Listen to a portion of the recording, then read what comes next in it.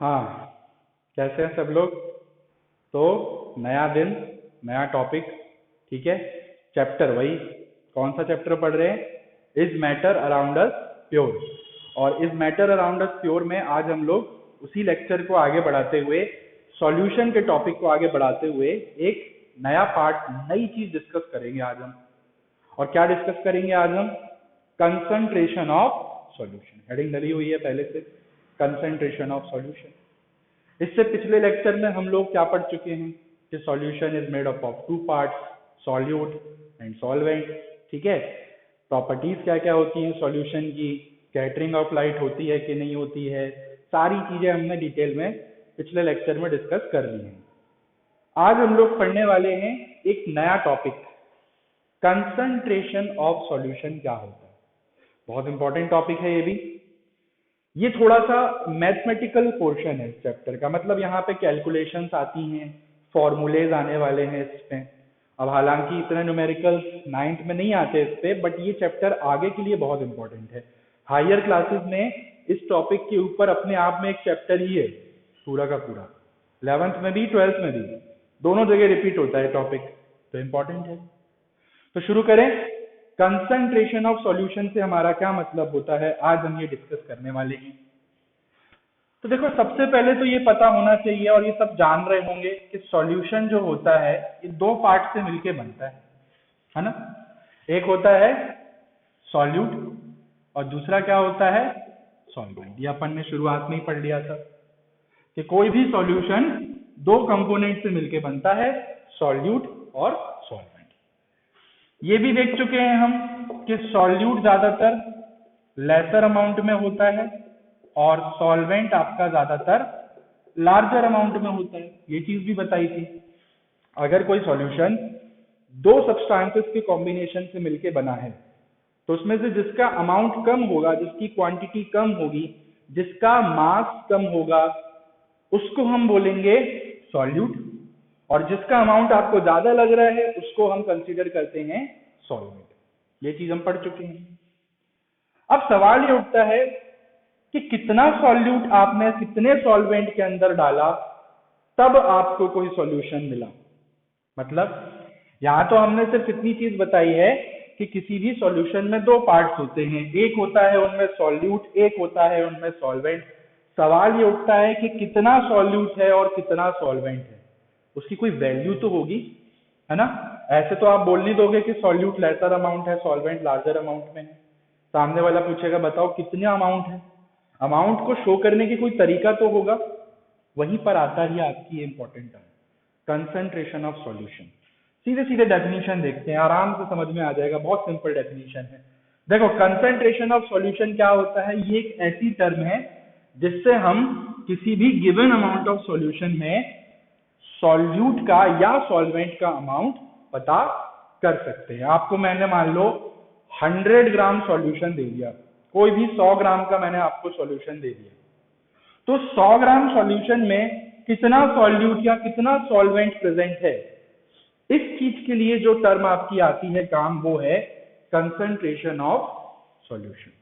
अब इसकी डेफिनेशन क्या हो जाती है? देखो, it is defined as the amount of solute, ध्यान देना, amount of solute present in a given amount of solution. इसको हम बोलते हैं किसी भी सॉल्यूशन की कंसंट्रेशन। क्या बोला? Amount of solute present in a given amount of solution. मान लो मैंने आपको इस तरीके से एक ग्लास दे दिया और मान लो इस ग्लास के अंदर मैंने एक सॉल्यूशन ले लिया। मैंने ले लिया शुगर प्लस वाटर का एक सॉल्यूशन।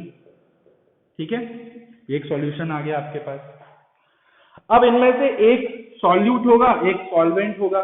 चलो, ये भी मैंने बता दिया कि यहाँ पे शुगर क्या है आपका? सॉल्यूट है, और वाटर क्या है आपका? सॉल्वेंट है। ये भी चीज मैंने यहाँ पे बता दी। और मान लो इस टोटल सॉल्यूशन का मास मैंने आपको बता दिया कितना है? 100 ग्राम। कितना है ये? 100 ग्राम सॉल्यूशन है। अब ध्यान देने वाली बात ये है बच्चों की, ये जो 100 ग्राम जो आपको दिया हुआ है, मास जो आपको दिया हुआ है, ये पूरे सॉल्यूशन का मास है, टोटल सॉल्यूशन का मास। एक्चुअल में इसके अंदर क्या क्या होंगे, इसके अंदर होगा आपका कुछ सॉल्यूट और कुछ होगा इसके अंदर सॉल्वेंट। तो out of this 100 gram of solution, solute का मास इसके अंदर कितना है, ठीक है। जैसे सॉल्यूशन है 100 ग्राम, तो हो सकता है कि 100 ग्राम में से जो 10 ग्राम हो वो आप कौन सा ले रखा हो, सॉल्यूट ले रखा हो।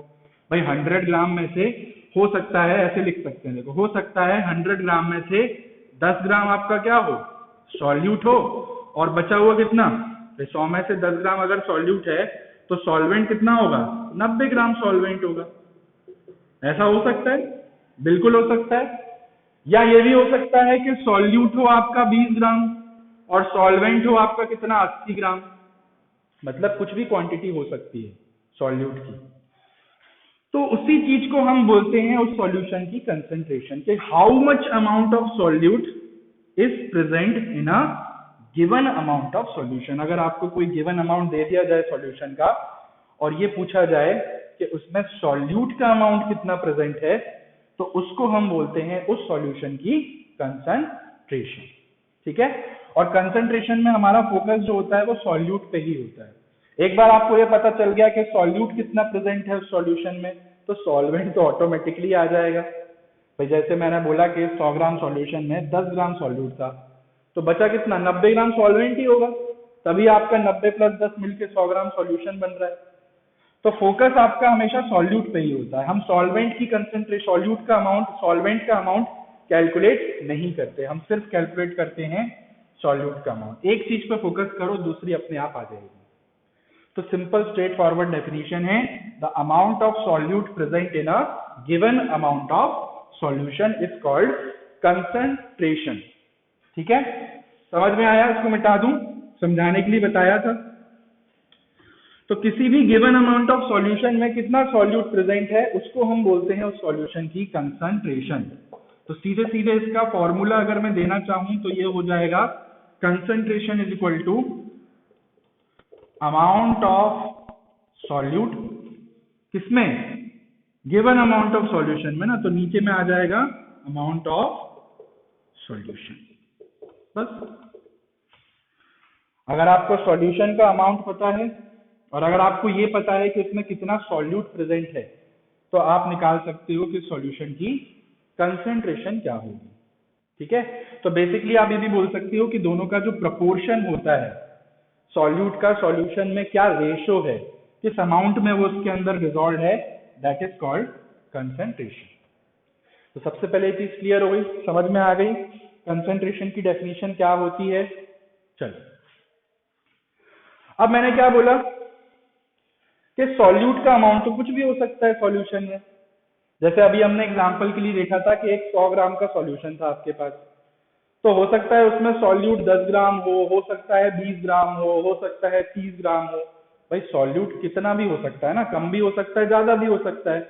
जैसे कि घर में मेहमान आते हैं तो चाय बनती है, जैसे मान लो आपके घर में गेस्ट आए और 3 गेस्ट आए मान लो, ठीक है, और तीनों के लिए चाय बनी बढ़िया। फिर आपने तीनों गेस्ट लोग से पूछा कि किसको कितनी शक्कर चाहिए चाय में। भाई हर एक की शक्कर की अलग अलग वो होती है, चॉइस होती है ना। कई लोग तो बिना शक्कर की चाय पीते हैं, कई लोग बोलते हैं थोड़ा सा शक्कर डालना, कई लोग बोलते हैं नहीं हमको तो ज्यादा शक्कर की चाय पसंद है। तो आपने पूछा, एक ने बोला भैया हमको तो 1 चम्मच शक्कर चाहिए बस, दूसरा बोला नहीं हमको 2 चम्मच शक्कर चाहिए, और तीसरा बोला हमारा तो 3 चम्मच शक्कर से नीचे काम ही नहीं होना है। तो आप देख सकते हो कि चाय तो आप तीनों को दे रहे हो, मतलब टाइप ऑफ सॉल्यूशन तो एक ही है, तीनों चाय पी रहे हैं, ठीक है। पर तीनों की चाय में जो आपका शुगर डिसॉल्व कर रहे हो आप, शुगर क्या हो गया, आप सॉल्यूट हो गया आपका, जो चीज अलग से डिसॉल्व की जाती है उसको हम सॉल्यूट बोलते हैं।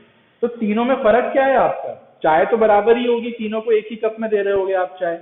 फर्क यह है कि तीनों में जो शुगर का अमाउंट है वो अलग अलग है, मतलब सॉल्यूट तीनों में डिफरेंट है। किसी में सॉल्यूट कम है, किसी में सॉल्यूट उससे ज्यादा, और किसी में सॉल्यूट और भी ज्यादा।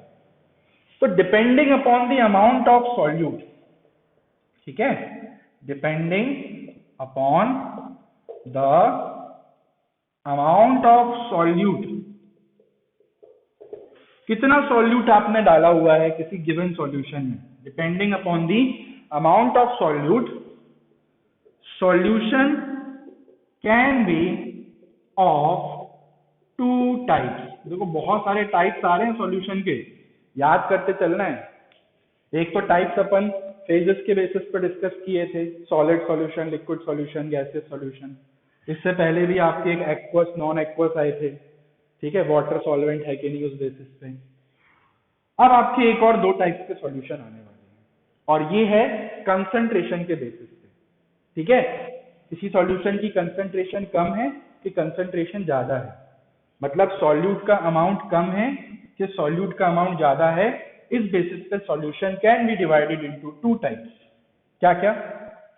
नंबर वन, पहले आपके होते हैं dilute solution, and number two are called concentrated solution. तो ध्यान देना, बहुत इंपॉर्टेंट है ये।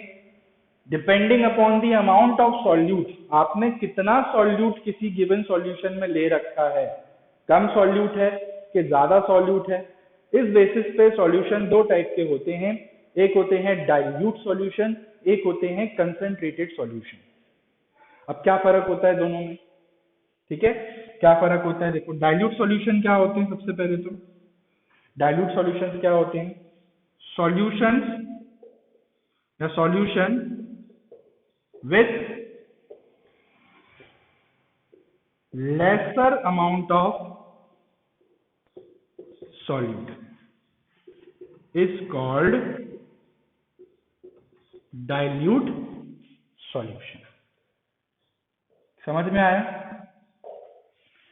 ऐसे टाइप के सॉल्यूशन जिनमें सॉल्यूट क्या हो, लेसर अमाउंट में हो। अब देखो सॉल्यूट वैसे भी लेसर अमाउंट में ही होता है, वो वाली बात नहीं कर रहे हैं। ये चीज तो हमने सॉल्वेंट के रिस्पेक्ट में बोली थी कि किसी भी सॉल्यूशन में सॉल्वेंट के रिस्पेक्ट में सॉल्यूट कम अमाउंट में होता है। अभी हम ओवरऑल बात कर रहे हैं कि ओवरऑल अगर कोई सॉल्यूशन है आपके पास और उसमें आपने कोई सॉल्यूट डिसॉल्व किया हुआ है, और वो सॉल्यूट अगर बहुत ही कम अमाउंट में है, एकदम लीस्ट अमाउंट में, लेसर अमाउंट में है अगर सॉल्यूट, तो ऐसे सॉल्यूशंस को हम डाइल्यूट सॉल्यूशन बोलते हैं, जिनमें सॉल्यूट बहुत ही कम है, बहुत ही कम, ठीक है, are called dilute solution. Clear हो गया? यानी कि ये कैसे सॉल्यूशंस होते हैं, इनकी कंसंट्रेशन क्या होगी, कम या ज्यादा? सॉल्यूट क्या है, लेसर अमाउंट में है ना, लेसर अमाउंट में है सॉल्यूट, तो कंसंट्रेशन क्या होगी ऐसे सॉल्यूशन की, कम होगी कि ज्यादा होगी? देखो कंसंट्रेशन किस पे डिपेंड कर रही है, सीधे सीधे अमाउंट ऑफ सॉल्यूट पे डिपेंड कर रही है। डेफिनेशन ही ये है, amount of solute present in a given amount of solution is called concentration. तो आप यहां से देख लो ना, सीधे सीधे देखो कंसंट्रेशन किसके डायरेक्टली प्रोपोर्शनल है, अमाउंट ऑफ सॉल्यूट के। यानी कि सॉल्यूट का अमाउंट जितना ज्यादा होगा, सॉल्यूशन की कंसंट्रेशन भी उतनी ज्यादा होगी। यानी कि ये कैसे सॉल्यूशन होते हैं, डाइल्यूट सॉल्यूशन, ऐसे सॉल्यूशंस होते हैं जिनकी क्या होती है, मिनिमम कंसंट्रेशन, ठीक है। तो डाइल्यूट सॉल्यूशंस की कंसंट्रेशन हमेशा कम निकल करके आती है। क्यों कम निकल करके आती है? क्योंकि इन सॉल्यूशन में सॉल्यूट का अमाउंट भी बहुत ही कम होता है। अब इसका अमाउंट बहुत ही कम है, तो क्या होगा, जब आप इसको इससे डिवाइड करोगे तो वैल्यू बहुत ही छोटी आएगी, कंसंट्रेशन की वैल्यू कम आएगी। तो समझ में आया? डाइल्यूट सॉल्यूशंस वो होते हैं जिनमें सॉल्यूट बहुत ही कम हो, एकदम नेग्लिजिबल अमाउंट में हो, लेसर अमाउंट में हो, आर कॉल्ड डाइल्यूट सॉल्यूशन। अब सोचो अगर इसमें सॉल्यूट लेसर अमाउंट में है, इसका मतलब इस सॉल्यूशन में क्या होगा, सॉल्वेंट ही सॉल्वेंट होगा, बाकी नहीं भाई, सॉल्यूट बहुत ही कम अमाउंट में है, यानी कि मैक्सिमम अमाउंट में क्या होगा, इसमें सॉल्वेंट होगा। तो इस तरीके से भी डिफाइन कर सकते हैं हम इसको, जैसे solution with maximum amount of solvent. Common sense लगाओ ना यार, सॉल्यूट अगर बहुत कम है तो फिर सॉल्वेंट की क्वांटिटी क्या होगी, ज्यादा होगी, पानी पानी भरा होगा उसके अंदर, ठीक है। तो ऐसे भी बोल सकते हैं हम कि solution with maximum amount of solvent, या तो मिनिमम अमाउंट ऑफ सॉल्यूट हो या मैक्सिमम अमाउंट ऑफ सॉल्वेंट हो। बट आप एक पे फोकस करो, क्योंकि हम कंसंट्रेशन को सॉल्यूट के रिस्पेक्ट में ही डिफाइन करते हैं, इसलिए एक ही डेफिनेशन याद करो, दो दो चीजें पढ़ोगे कंफ्यूजन होगा। क्लियर है? अच्छा, कंसंट्रेटेड सॉल्यूशन क्या हो जाएंगे ऐसे ही, इसका अपोजिट कर दो। ऐसे सॉल्यूशन जिनमें सॉल्यूट का अमाउंट ज्यादा हो, लार्जर अमाउंट में हो सॉल्यूट, ठीक है। तो लिख सकते हैं यहाँ पे solution with larger amount of solute is called concentrated solution, ठीक है। तो ऐसे सॉल्यूशन जिनमें सॉल्यूट आपने ज्यादा ले रखा हो, लार्जर अमाउंट में ले रखा हो, सॉल्वेंट के रिस्पेक्ट में तो कम ही होगा, वो सॉल्वेंट के रिस्पेक्ट में तो उसका अमाउंट कम ही होगा, बट ओवरऑल बात कर रहे हैं ना, ओवरऑल सॉल्यूशन में वो सॉल्यूट ज्यादा क्वांटिटी में होगा, उसका जो प्रपोर्शन होगा सॉल्यूशन के अमाउंट के रिस्पेक्ट में वो ज्यादा होगा, ठीक है। जैसे 100 ग्राम सॉल्यूशन है तो हो सकता है कि उसमें सॉल्यूट कितना हो, 30 ग्राम हो, 40 ग्राम हो, ज्यादा अमाउंट में हो सॉल्यूट, तो हम ऐसे सॉल्यूशन को कंसंट्रेटेड सॉल्यूशन बोलते हैं, कंसंट्रेटेड सॉल्यूशन। और ऐसे सॉल्यूशंस की जो ओवरऑल कंसंट्रेशन वाली टर्म जो आएगी, ये जो वैल्यू निकल के आएगी वो क्या होगी, कम होगी कि ज्यादा होगी। देखो कंसंट्रेशन किस पे डिपेंड करती है, अमाउंट ऑफ सॉल्यूट पे। डाइल्यूट सॉल्यूशंस में अमाउंट ऑफ सॉल्यूट कम था, इसलिए उनकी कंसंट्रेशन भी कम थी। अब यहाँ पे सॉल्यूट क्या है, बहुत ज्यादा अमाउंट में है, लार्जर अमाउंट में है, भर के लिया हुआ है आपने, तो ऐसे सॉल्यूशंस की कंसंट्रेशन भी क्या होती है, हमेशा ज्यादा होती है। तो दे show maximum value of concentration, जो भी वैल्यू आप निकालोगे कंसंट्रेशन की, वो आपकी कंसंट्रेटेड सॉल्यूशन में ज्यादा आएगी, क्योंकि इनमें सॉल्यूट भी ज्यादा होता है। समझ में आया क्या होते हैं डाइल्यूट और कंसंट्रेटेड सॉल्यूशन, क्लियर है।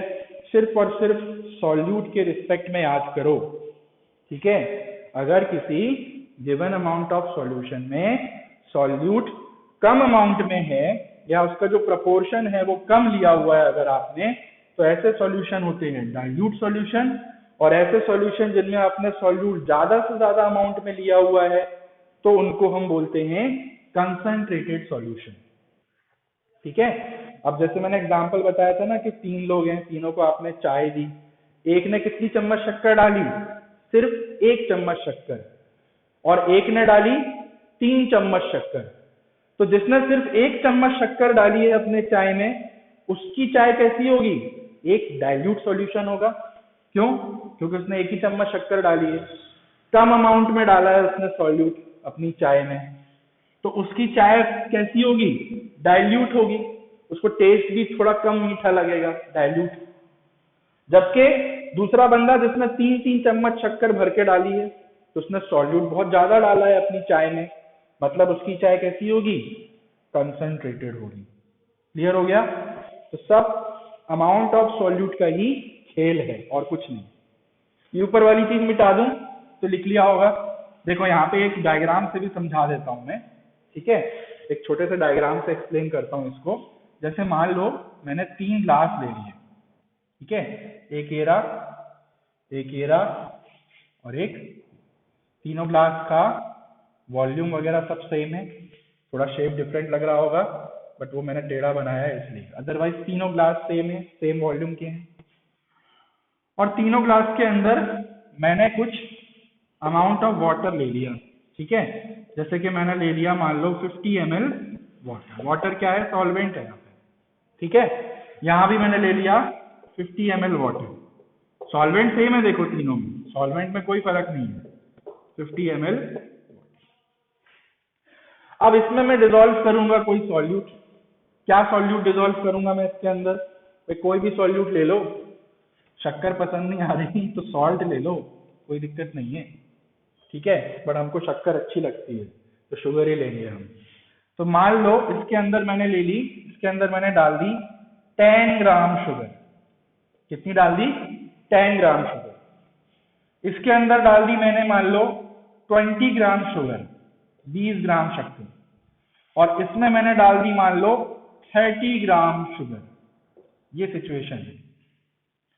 इतना तो क्लियर है, इसमें तो कोई कंफ्यूजन नहीं है कि शुगर आपका सॉल्यूट है, ठीक है। यहाँ पे सॉल्यूट कौन है आपका, सॉल्यूट है आपकी शुगर, और सॉल्वेंट कौन है, वाटर। इसमें तो कोई डाउट नहीं है ना, देख लो आप। जो लेसर अमाउंट में है वो सॉल्यूट होता है, जो लार्जर अमाउंट में है वो सॉल्वेंट होता है। बट अगर आप इसका प्रपोर्शन देखो, अगर तीनों में देखो आपको क्या चीज सेम लग रही है, तीनों में एक चीज सेम है कि तीनों में पानी की क्वांटिटी तो बराबर है, तीनों में सॉल्वेंट की क्वांटिटी तो सेम है 50-50-50। फर्क इस चीज का है कि तीनों में जो आप सॉल्यूट डिसॉल्व कर रहे हो, जो शुगर आप इनमें डिसॉल्व कर रहे हो, उसकी क्वांटिटी देखो डिफरेंट है। इसमें आपने 10 ग्राम शुगर डाली है, इसमें 20 ग्राम, इसमें 30 ग्राम। अब जरा बताओ इन तीनों में से सबसे लीस्ट अमाउंट ऑफ सॉल्यूट या शुगर किस में है, इस वाले में, इस वाले में, किस वाले में? भाई सॉल्वेंट तो तीनों में सेम ही है। देखो शुगर इसमें आप 10 ग्राम डाल रहे हो, यानी कि ये वाला जो सॉल्यूशन है इसमें least amount of solute present है। क्या है? Least amount of solute present है। कौन से वाले में? पहले वाले में, है ना। और सबसे ज्यादा सॉल्यूट किसमें प्रेजेंट है? देखो इसमें, है ना। इसमें आपने 30 ग्राम शुगर ले रखी है, शुगर क्या है? सॉल्यूट है ना आपका। तो इसमें आप क्या प्रेजेंट है? Maximum amount of solute. इतना तो क्लियर है, देख के पता चल रहा है यहाँ पे। यानी कि इसमें से एक सॉल्यूशन होगा डाइल्यूट और एक होगा कंसंट्रेटेड। अब जरा बताओ दोनों में से कौन डाइल्यूट है, कौन कंसंट्रेटेड? अरे भाई डेफिनेशन देख लो। ऐसे सॉल्यूशन जिनमें लेसर अमाउंट ऑफ सॉल्यूट हो या least amount of solute present हो, उनको हम डाइल्यूट सॉल्यूशन बोलते हैं। तो ये वाला सॉल्यूशन आपका हो जाएगा डाइल्यूट सॉल्यूशन। और इसमें देखो सॉल्यूट क्या है? मैक्सिमम अमाउंट में है, लार्जर अमाउंट में है सॉल्यूट यहाँ पे, तो इसको हम बोल देंगे कंसंट्रेटेड सॉल्यूशन। क्लियर है? समझ में आ गया? तो यहां से यहां जाने पे देखो कंसंट्रेशन क्या हो रही है? बढ़ रही है ना। यहाँ पे कंसंट्रेशन कम है। मैंने क्या बोला? डाइल्यूट सॉल्यूशंस में सॉल्यूट क्या होता है? कम होता है। और सॉल्यूट जितना कम होगा कंसंट्रेशन भी उतनी कम होगी। कंसंट्रेशन तो सॉल्यूट पे ही डिपेंड करती है सॉल्यूशन की। तो इसकी कंसंट्रेशन क्या है? कम है, सबसे मिनिमम है। और इसकी कंसंट्रेशन क्या है? सबसे ज्यादा है। ये भी लिख सकते हैं यहाँ पे, नीचे में लिख देता हूँ, इसको मिटा दूं। डाइल्यूट और कंसंट्रेटेड तो समझ में आ गया ना क्या होता है, ठीक है। जिसमें सॉल्यूट कम वो डाइल्यूट, जिसमें सॉल्यूट ज्यादा वो कंसंट्रेटेड। तो इन टर्म्स ऑफ कंसंट्रेशन इसकी क्या होगी? मिनिमम कंसंट्रेशन, ठीक है। इसकी कंसंट्रेशन सबसे कम होगी, इस बीच वाले की इससे ज्यादा, और सबसे ज्यादा कंसंट्रेशन किसकी होगी? लास्ट वाले सॉल्यूशन। क्यों? क्योंकि इसमें सॉल्यूट भी देखो सबसे ज्यादा है। कैसा सॉल्यूशन है ये? Concentrated solution. यानी कि यहां से यहां जाने पे क्या हो रहा है? कंसंट्रेशन ऑफ सॉल्यूशन क्या हो रही है? इंक्रीजेस। यहां से यहां जाने पे कंसंट्रेशन क्या हो रही है? सॉल्यूशन की बढ़ रही है। क्यों बढ़ रही है कोई पूछे? क्योंकि कंसंट्रेशन डिपेंड करती है अमाउंट ऑफ सॉल्यूट पे। और आप देख सकते हो कि अमाउंट ऑफ सॉल्यूट भी यहां से यहां जाने पे क्या हो रहा है? इंक्रीज हो रहा है। यहाँ सॉल्यूट 10 ही ग्राम था, यहाँ 20 है, यहाँ 30 ग्राम है। तो जैसे जैसे सॉल्यूट का अमाउंट बढ़ता है वैसे वैसे सॉल्यूशन की कंसंट्रेशन बढ़ती है, और हम उन सॉल्यूशंस को कंसंट्रेटेड सॉल्यूशन बोलने लग जाते हैं। Otherwise they can be called dilute solution. Clear हो गया? तो ये है आपका types of solution on the basis of amount of solute या on the basis of concentration of solution. एक होते हैं डाइल्यूट, एक होते हैं कंसंट्रेटेड। अच्छा, एक और चीज, सॉल्यूट के अलग अलग अमाउंट होने से क्या सॉल्यूशन की प्रॉपर्टीज में कोई चेंज आ सकता है? सोचो। है तो तीनों के तीनों शुगर के सॉल्यूशन, तीनों को टेस्ट करोगे तो मीठे तो तीनों ही लगेंगे, पर क्या इन तीनों में कोई फर्क महसूस होगा आपको? क्या कोई प्रॉपर्टी में चेंज आ सकता है सॉल्यूट के अमाउंट चेंज होने से? बिल्कुल आ सकता है। जैसे कि मैंने क्या बोला? मीठे तो तीनों के तीनों लगेंगे आपको, पर जो स्वीटनेस है, जो उसकी इंटेंसिटी है मिठास की, कम मीठा ज्यादा मीठा, वो तो डिफरेंट होगा तीनों में। भाई ये वाला आपको कैसा लगेगा? ये सबसे कम मीठा लगेगा क्योंकि इसमें शुगर आपने बहुत कम डाली है। और इस वाले बंदे को सबसे ज्यादा मीठा लगेगा, एकदम काढ़ा टाइप से, एकदम चाशनी टाइप से, क्योंकि इसमें शुगर काफी ज्यादा ली हुई है आपने। यानी कि जैसे जैसे सॉल्यूट का अमाउंट बढ़ता है वैसे वैसे सॉल्यूशन की प्रॉपर्टीज भी चेंज हो सकती है। जैसे जैसे सॉल्यूशन की कंसंट्रेशन बढ़ती है वैसे वैसे सॉल्यूशन की प्रॉपर्टीज भी चेंज हो सकती है। अब ये प्रॉपर्टीज कोई भी हो सकती है, जैसे यहाँ पे तो आप स्वीटनेस ले रहे हो, मिठास। मान लो मैं यहाँ पे शुगर की जगह इंक ले लेता, ब्लू कलर वाली इंक, और इसमें डालता मैं 1 बूंद इंक, इसमें डालता 2 बूंद इंक, इसमें डालता मैं 3 बूंद इंक। तो वहां पे आप अंतर कैसे बताते? कलर के बेसिस पे। जिसमें सिर्फ 1 बूंद इंक आपने डाली होगी उसका कलर थोड़ा लाइट ब्लू होगा, जिसमें 3 ड्रॉप्स आपने इंक की डाली होंगी वो एकदम डार्क ब्लू कलर का होगा। यानी कि properties changes with change in the amount of concentration या solute in a given solution. और इसके लिए हम एक टर्म यूज करते हैं जिसको हम बोलते हैं स्ट्रेंथ। ठीक है, स्ट्रेंथ ऑफ सॉल्यूशन। ये जो भी चेंजेस आते हैं ना प्रॉपर्टीज में, बिहेवियर में, कंसंट्रेशन के साथ या अमाउंट ऑफ सॉल्यूट के साथ, इनको हम बोलते हैं स्ट्रेंथ ऑफ सॉल्यूशन। स्ट्रेंथ, ये सॉल्यूशन कितना स्ट्रांग है, कितना वीक है सॉल्यूशन। ठीक है, तो जिसमें मिठास ज्यादा होगी इसको हम बोल देंगे इसकी स्ट्रेंथ ज्यादा है, इस कारण से ज्यादा स्वीट टेस्ट है इसका। ऐसे ऐसे हम बोल सकते हैं। तो सीधे सीधे मैं यहाँ पे एक पॉइंट, इंपॉर्टेंट पॉइंट नोट में लिखा देता हूं कि कंसंट्रेशन जो है उससे हम किसी भी सॉल्यूशन की स्ट्रेंथ भी डिटरमाइन कर सकते हैं कि वो सॉल्यूशन कितना स्ट्रांगली बिहेव कर रहा होगा। ठीक है, अब स्ट्रेंथ से हमारा मतलब हर सॉल्यूशन के लिए स्ट्रेंथ का मीनिंग अलग अलग होता है। किसी की स्ट्रेंथ का मतलब उसकी स्वीटनेस, किसी की स्ट्रेंथ का मतलब उसका कलर वगैरह वगैरह। तो ये सब आपके आगे आएंगे, अभी नहीं पढ़ना है इनके बारे में। बट यहाँ पे लिख देता हूं मैं कि strength of solution increases with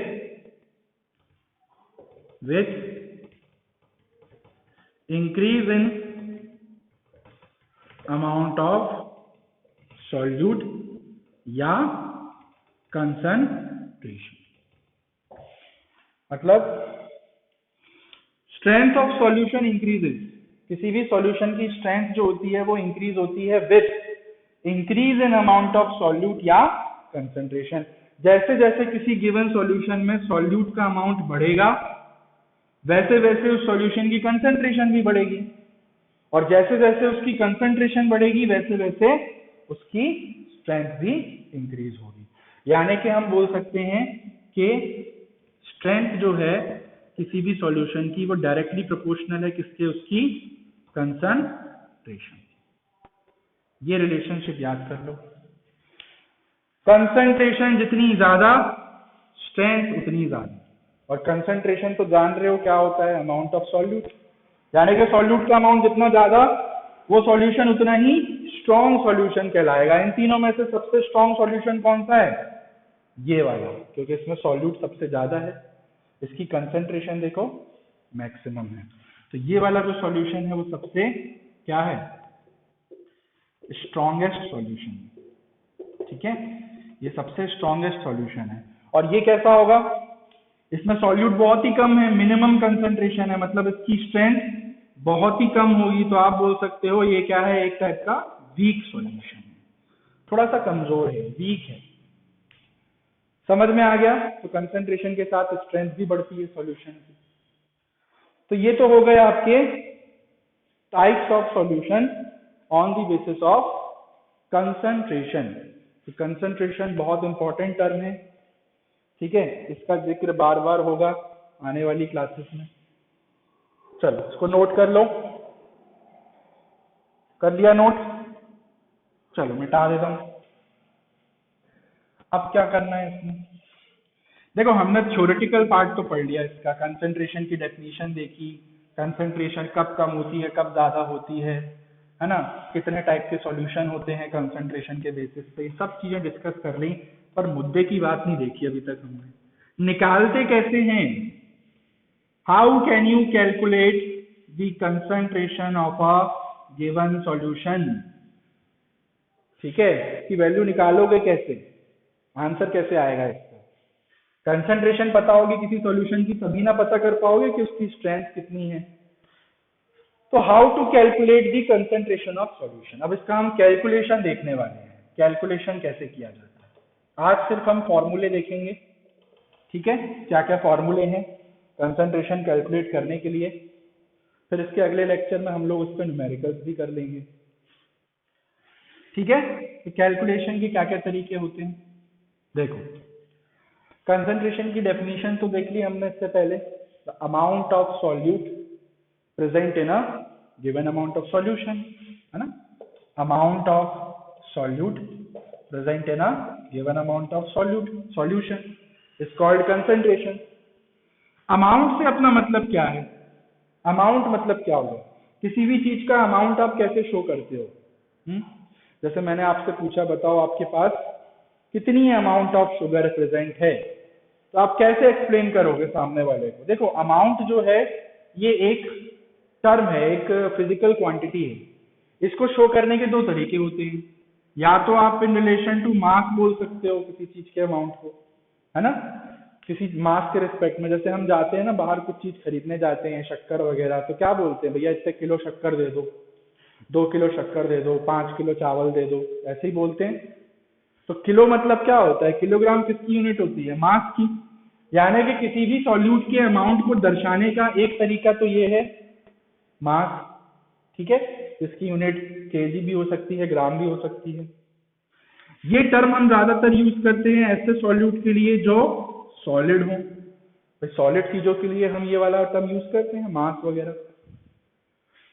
ऐसे ही अमाउंट को दर्शाने का एक तरीका और होता है, इसको रिप्रेजेंट करने का एक तरीका और होता है जिसको हम वॉल्यूम बोलते हैं। नहीं, जैसे हम कोई भी लिक्विड चीज खरीदते हैं, दूध लेने जाते हैं, कोल्ड ड्रिंक लेने जाते हैं, तो हम ये बोलते हैं क्या 1 किलो कोल्ड ड्रिंक दे दो या 1 किलो वाली कोल्ड ड्रिंक की बोतल दे दो, नहीं, हम बोलते हैं लीटर, भैया वो 2 लीटर वाली बोतल दे देना, भैया 1 लीटर दूध दे दो। तो लिक्विड जो भी सब्सटेंसेस होते हैं जो किस फेज में होते हैं, लिक्विड फेज में होते हैं, उनके लिए हम यूज करते हैं कौन सी टर्म, वॉल्यूम। यानी कि किसी भी सॉल्यूट के अमाउंट को दर्शाने के दो तरीके हो सकते हैं, एक हो सकता है मास, एक हो सकता है वॉल्यूम। जब कोई सॉल्यूट सॉलिड हो तब हम ज्यादातर मास वर्ड इस्तेमाल करते हैं, जब कोई सॉल्यूट लिक्विड फॉर्म में हो तो हम ज्यादातर वॉल्यूम टर्म का इस्तेमाल करते हैं अमाउंट शो करने के लिए। तो इसी बेसिस पे whether you have taken the mass of solute or whether you have taken the volume of solute, इस बेसिस पे आपके 3 फॉर्मूले बनते हैं, कंसंट्रेशन कैलकुलेट करने के 3 फॉर्मूले बनते हैं। यहाँ पे क्या क्या 3 फॉर्मूले हैं, देखो एक एक करके डिस्कस करते हैं। फर्स्ट, पहला फॉर्मूला, इसको हम बोलते हैं मास by mass percentage. First formula जिससे आप कंसंट्रेशन कैलकुलेट कर सकते हो ये है मास बाय मास परसेंटेज। इसको हम सिंबल्स में ऐसे भी शो करते हैं m/m%। और मास की जगह हम वेट वर्ड भी यूज करते हैं कई जगह, वेट बाय वेट परसेंटेज, वो भी एक ही मतलब है उसका भी, ठीक है। क्या होता है भाई, है तो कंसंट्रेशन, है ना, तो डिफाइन करना चाहो तो डिफाइन कैसे करोगे, क्या बोलते थे अपन, कंसंट्रेशन की डेफिनेशन याद करो क्या थी, amount of solute present in a given amount of solution. तो जहां जहां अमाउंट वर्ड आ रहा है उसकी जगह मास वर्ड लिख दो बस। क्या बोल दोगे, the mass of solute present in a what, given mass of solution. भाई जहां जहां अमाउंट वर्ड यूज किया था डेफिनेशन में कंसंट्रेशन की, वहां वहां पर मास वर्ड लगा दो बस, because we are talking about mass by mass percentage. तो mass of solute present in a given mass of solution is called mass बटे मास परसेंटेज। तो इसका फॉर्मूला क्या हो जाता है, देखो सीधे सीधे मैं शॉर्ट में लिख रहा हूं m/m, शॉर्ट में ऐसे लिखते हैं सिंबल फॉर्म में, बट आप एग्जाम में आएगा तो पूरा नाम लिखना है। क्या हो जाएगा formula, mass of solute divided by mass of solution यही होगा भाई। कंसंट्रेशन का फॉर्मूला है वही तो है। कंसंट्रेशन का फॉर्मूला क्या था याद करो, amount of solute upon amount of solution. अब बस अमाउंट को हम किस में रिप्रेजेंट कर रहे हैं, मास के वे में अपन रिप्रेजेंट कर रहे हैं उसको, इसलिए अमाउंट की जगह मैंने मास वर्ड यूज किया है यहाँ पे। तो अगर आपको किसी सॉल्यूट का मास पता हो और अगर आपको किसी सॉल्यूशन का मास दे रखा हो तो दोनों को डिवाइड कर दो। और क्या है ये, मास बाय मास परसेंटेज है ना, परसेंटेज होती है जब भी, तो पीछे में क्या करोगे 100 से। तो ये है आपका फॉर्मूला मास बटे मास परसेंटेज। ये फॉर्मूला याद कर लो सब, ठीक है। क्या होता है, मास of solute upon mass of solution into 100, या फिर मास की जगह वेट भी कई जगह लिखा होता है एग्जाम्स में, weight of solute upon weight of solution into 100। एक ही बात है, मास वेट तो अपना एक ही होगा अर्थ पे, ग्रेविटी तो फिक्स होती है। पर फिजिक्स में पढ़ोगे मास और वेट में क्या अंतर होता है, ठीक है। दोनों सेम ही मानते हैं अपन, बट दोनों फिर भी फर्क होता है दोनों में। तो ये फॉर्मूला हो गई, क्लियर है। अच्छा एक बात और ध्यान रखना है यहाँ पे कि जो भी आप यहाँ पे मास इस्तेमाल कर रहे हो, चाहे वो सॉल्यूट का मास हो चाहे वो सॉल्यूशन का मास हो, वो किस में होगा, हमेशा इन ग्राम्स, ठीक है। ये वाला सिंबल आप यूज करोगे। क्यों, मास की एक्चुअल यूनिट हम केजी में लेते हैं, किलोग्राम में, बट यहाँ पे जो क्वांटिटी होती है सॉल्यूट की, है ना, या सॉल्यूशन की, वो कम होती है ना। 1-1 किलो 20-20 किलो नहीं लेते हम यहाँ पे, इतना बड़ा बड़ा सॉल्यूशन नहीं लेते हम। क्वांटिटी ज्यादा तो होती नहीं है, कम क्वांटिटी होती है। कम क्वांटिटी होती है इसलिए हम छोटी यूनिट यूज करते हैं। छोटी यूनिट क्या होती है मास की, ग्राम्स। ये सब ग्राम्स में है, क्लियर है। जैसे कि देखो एग्जांपल से समझते हैं। फॉर एग्जांपल आपको दे रखा है 10% मास by mass of sugar solution. एक आपको एक शुगर का सॉल्यूशन दिया हुआ है। अब शुगर सॉल्यूशन से हमारा मतलब क्या हुआ कि शक्कर होगी, पानी के अंदर डिसॉल्व होगी वो, ठीक है। तो एक शुगर का सॉल्यूशन है आपके पास, जिसकी मास बाय मास परसेंटेज आपको दे रखी है 10%। तो इसका मतलब क्या हुआ, 10% मास बाय मास परसेंट का मतलब क्या हुआ, इसका मतलब हुआ कि 10 ग्राम ऑफ शुगर है, ठीक है। 10 gram of sugar is present in 100 gram of solution, ठीक है। 10% मास बाय मास का मतलब क्या हुआ, 10% मास बाय मास का मतलब कि 10 ग्राम आपकी शुगर होगी यहाँ पे। सॉल्यूट क्या है, शुगर है, कितनी है 10 ग्राम, और ये कितने सॉल्यूशन में प्रेजेंट है 100 ग्राम ऑफ सॉल्यूशन में। जब भी आपको लिखा ना हो अलग से सॉल्यूशन का मास कितना है, तो हम उसको रैंडमली 100 अज्यूम कर लेते हैं। देख लो मैं आपको फॉर्मूले से भी निकाल के दिखा देता हूँ। ये देखो मास बाय मास परसेंटेज का फॉर्मूला लगाओ, क्या होगा formula, mass of solute upon mass of solution into 100। देखो सॉल्यूट का मास कितना ले रहे हो आप, 10 ग्राम, 10 ग्राम शुगर है आपकी। सॉल्यूशन का मास कितना अज्यूम किया आपने, 100 ग्राम। दिया नहीं होता तो हम 100 ही अज्यूम करते हैं, इनटू पीछे में क्या है 100। देखो 100 से 100 कट गया, आंसर कितना आया 10% आया। देखो यही तो वैल्यू थी स्टार्टिंग में। तो 10% मास बाय मास का मतलब यही हुआ कि 10% यानी कि 10 ग्राम शुगर होगी आपकी 100 ग्राम सॉल्यूशन में। तो ये जो वैल्यू होती है आगे में, परसेंटेज के आगे में, ये वैल्यू एक्चुअली में सॉल्यूट के अमाउंट को शो करती है। इससे हमको ये पता चलता है इस वैल्यू से कि एक्चुअल में इसके अंदर कितनी सॉल्यूट प्रेजेंट है। तो इस तरीके से इसको डिकोड करना आना चाहिए। अपन न्यूमेरिकल्स में भी प्रैक्टिस करेंगे। कई बार क्या होता है क्वेश्चंस में आपको उल्टा ये दे रखा होता है, ये वैल्यू दे रखी होती है और ये निकालने बोल देते हैं।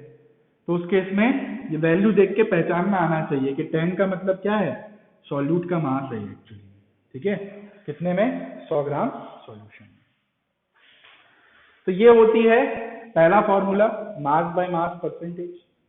मिटा दूं इसको, चलिए।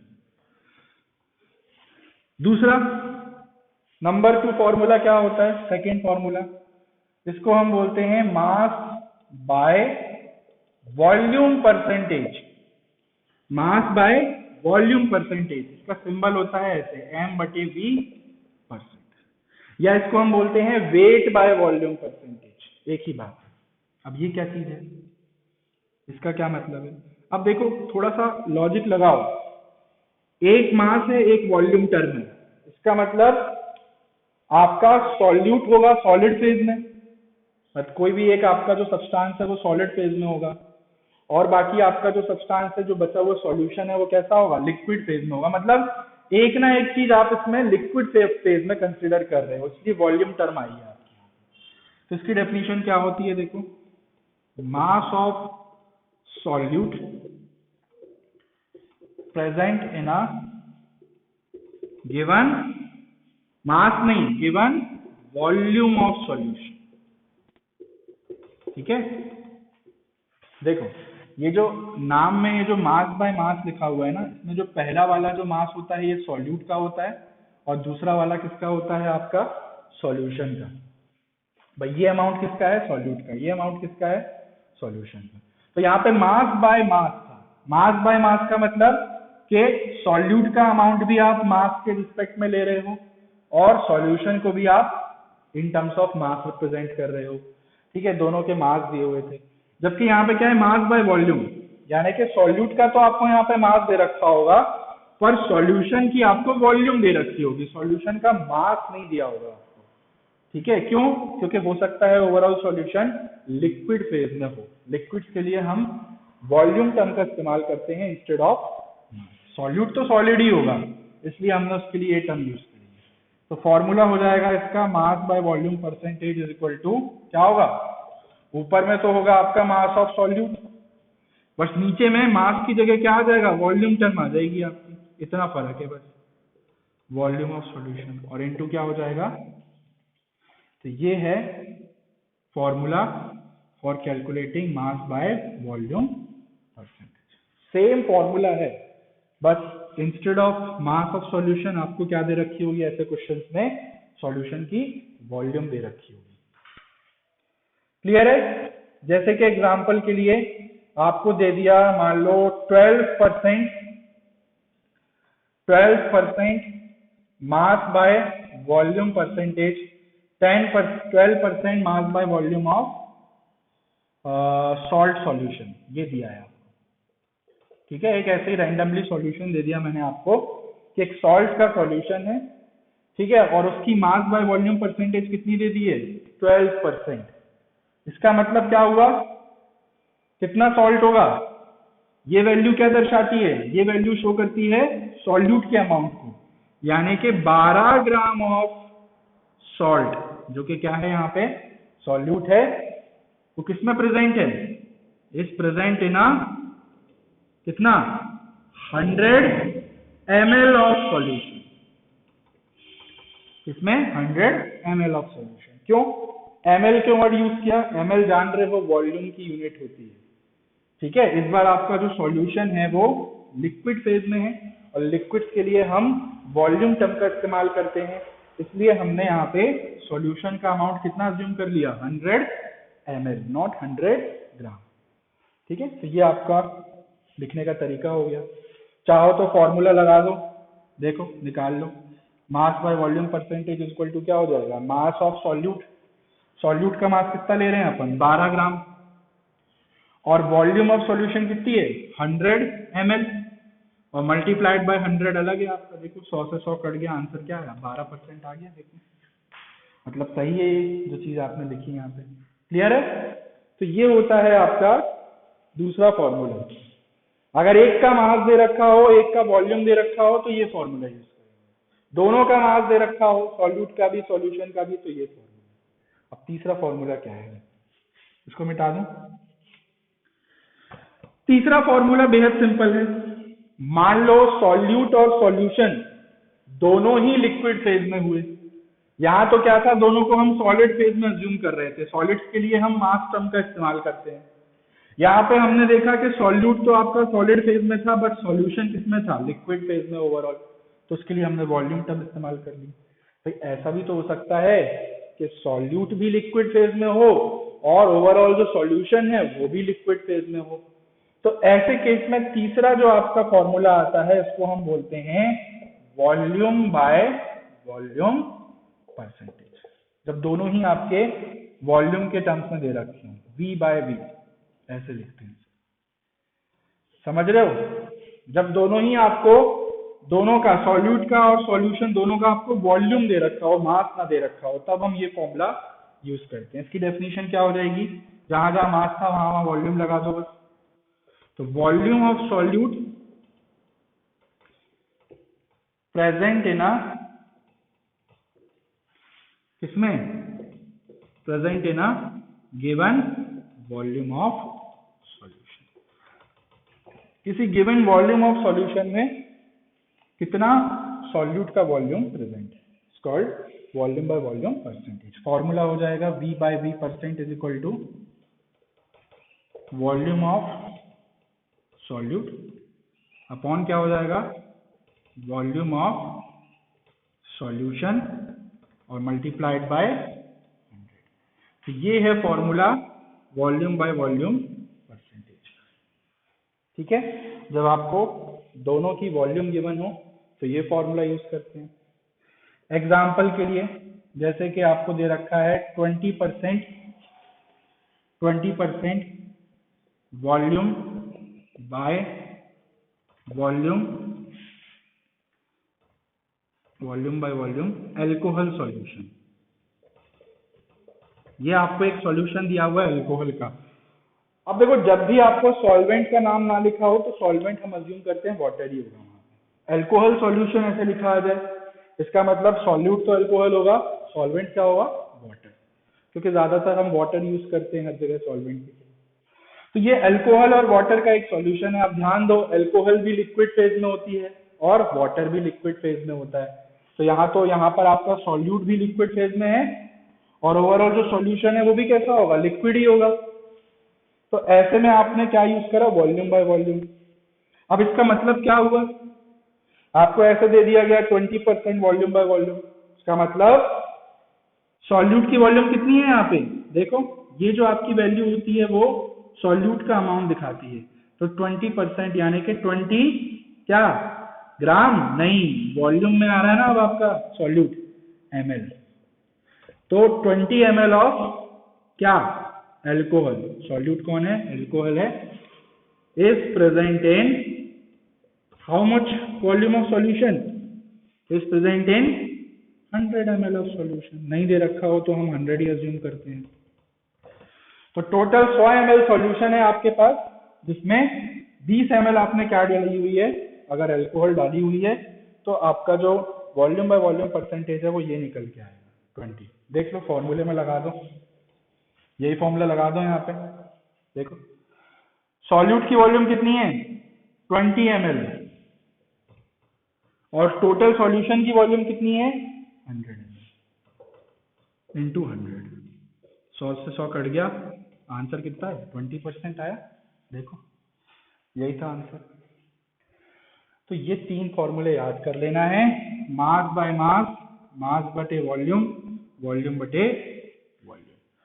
कब फॉर्मूला कौन सा कब इस्तेमाल करना है टेंशन नहीं लेना है, बिल्कुल भी टेंशन नहीं लेना है।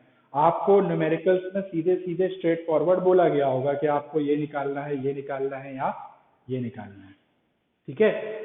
तो आपको अपने आप देख के समझ में आ जाएगा कि कौन सा फॉर्मूला यूज करना है।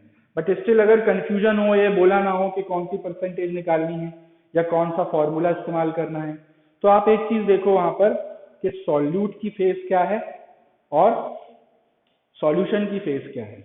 यूनिट देख लिया करो ना, कहीं पर भी ग्राम वर्ड यूज किया गया है मतलब मास दिया हुआ है, कहीं पर भी ml लिखा दिखाई दे मतलब वॉल्यूम दी गई है आपको वहां पे, तो उस हिसाब से फॉर्मूला यूज कर सकते हैं। अभी न्यूमेरिकल्स करेंगे इसके, अभी इस लेक्चर में तो काफी लंबा हो गया, थ्योरेटिकल फॉर्मुलेशन वाले पार्ट देख लिए हमने। नेक्स्ट लेक्चर जो होगा उसमें अपन न्यूमेरिकल्स करेंगे इन फॉर्मूले के ऊपर, ठीक है। जितने पॉसिबल हो सकते हैं उतने न्यूमेरिकल्स करेंगे अपन, तीनों फॉर्मूले पे करेंगे, अलग अलग टाइप के न्यूमेरिकल्स की प्रैक्टिस, ठीक है। तो आज के लिए इतना ही, आज के लिए अपन लेक्चर को यहीं पे रोकते हैं। काफी सारी चीजें डिस्कस करी आज के लेक्चर में हम लोगों ने कि कंसंट्रेशन का मतलब क्या होता है, ठीक है, डेफिनेशन देखी, फिर कंसंट्रेशन के बेसिस पे टाइप्स ऑफ सॉल्यूशन देखे, डाइल्यूट और कंसंट्रेटेड सॉल्यूशन, ठीक है, कौन से सॉल्यूशन को डाइल्यूट बोलते हैं, किसको कंसंट्रेटेड बोलते हैं, ये सब चीजें उसमें अपन ने समझ ली थी। और कंसंट्रेशन को मेजर कैसे किया जाता है, कैलकुलेट कैसे किया जाता है, 3 तरीके से, मास by mass percentage, mass by volume, या फिर वॉल्यूम बाय वॉल्यूम। ठीक है, क्लियर है? चलो याद रखना, मास हमेशा ग्राम्स में लोगे आप, mass would be taken in grams, और वॉल्यूम हम जनरली किस में लेते हैं, इन मिलीलीटर, ml, छोटी यूनिट प्रेफर करते हैं। केमिस्ट्री में हमेशा आप देखना हर जगह छोटी यूनिट को प्रेफरेंस देते हैं, क्योंकि ज्यादा क्वांटिटी में लेते नहीं है ना मेन सब्सटेंसेस को। केजी वेजी की यूनिट आपकी फिजिक्स में आएंगी, पत्थर का मास, ऑब्जेक्ट का मास।